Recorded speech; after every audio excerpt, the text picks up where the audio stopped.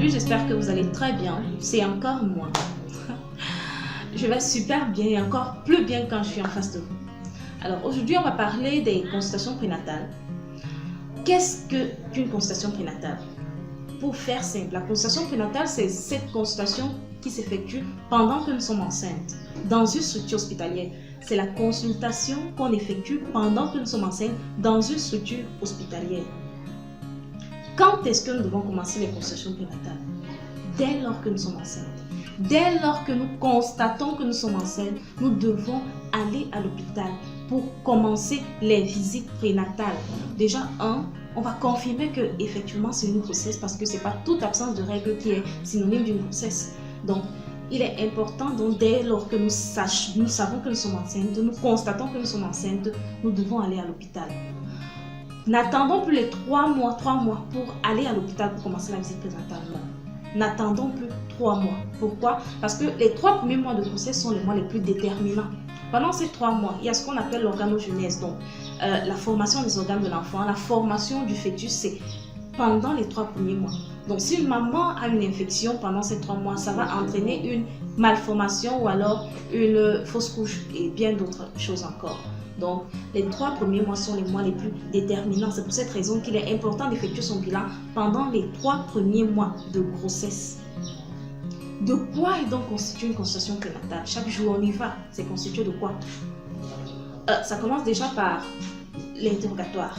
L'interrogatoire consiste à déjà d'abord identifier la femme, son nom, son âge, sa situation matrimoniale, elle habite où et tout. On doit d'abord connaître qui on a en face de nous. Ensuite, son histoire.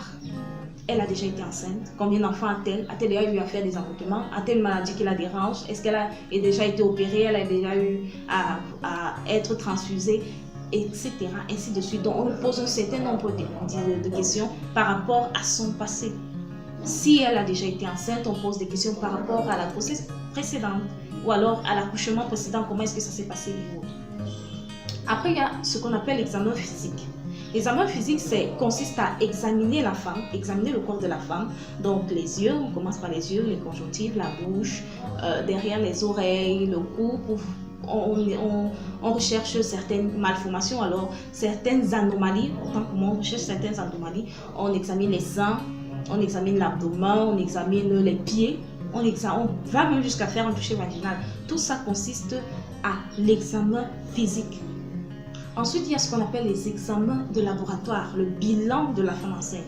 C'est un ensemble d'examens que la femme enceinte effectue.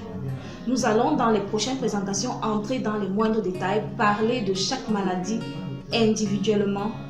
Chaque maladie, comment ça se transmet, comment on peut contracter cette maladie et les dégâts que ça peut causer sur le fœtus ou alors sur la maman ou sur la grossesse, sur le déroulement de la grossesse ou de l'accouchement. Donc, les prochaines présentations, on parlera de cela. Pour le moment, nous parlons uniquement de comment est-ce que se déroule, de quoi est constituée la consultation prénatale. Donc, il y a un certain nombre de bilans, le paludisme, la toxoplasmose, la rubéole, l'hépatite B et bien d'autres encore, beaucoup de maladies. Sans oublier l'échographie, bien sûr. Après, il y a également ce qu'on appelle l'IEC, l'éducation de la femme enceinte. On lui prodigue des conseils sur sa nutrition, comment s'alimenter, qu'est-ce qu'elle doit manger au premier trimestre de grossesse, qu'est-ce qu'elle doit manger au deuxième et au troisième, le rôle de ces aliments dans son organisme, le rôle de ces aliments pour son futur bébé. Non seulement on lui donne des conseils sur son alimentation, autant pour moi, on lui donne également des conseils sur les vêtements, ce qu'elle doit porter, les conseils vestimentaires, même les chaussures. On lui donne également des conseils sur comment est-ce qu'elle doit vivre, parce qu'il ne faut pas qu'elle vive dans l'anxiété, dans le stress, non, parce que ça cause beaucoup de dégâts, le stress. Donc on lui fait part de cela pour qu'elle se ménage, pour qu'elle soit toujours heureuse, pour éviter des surprises désagréables. Donc si vous ne faites pas consulter, vous n'allez pas bénéficier de ceci. Il est important d'aller se faire consulter pendant que nous sommes enceintes. Et dès lors que nous le constatons, nous devons accourir à l'hôpital.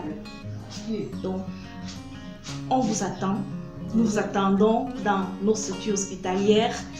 Quand vous allez constater que vous êtes enceinte, vous y venez. Nous serons toujours là pour vous écouter, quelle que soit la plainte que vous avez pour venir. Dès lors, ceci constitue en fait la première consultation, si on peut dire, et ensuite on donnera rendez-vous chaque mois pour le suivi. On donnera rendez-vous à la femme chaque mois pour le suivi, sans oublier également qu'il y a la vaccination contre le tétanos. On a parlé de ça dans une de nos vidéos, et aussi la vaccination contre l'hépatite B. Donc, j'espère que vous avez été édifiés, j'espère que j'ai apporté un plus, j'espère que vous avez aimé. Si c'est le cas, n'hésitez surtout pas à partager. On se dit à très bientôt.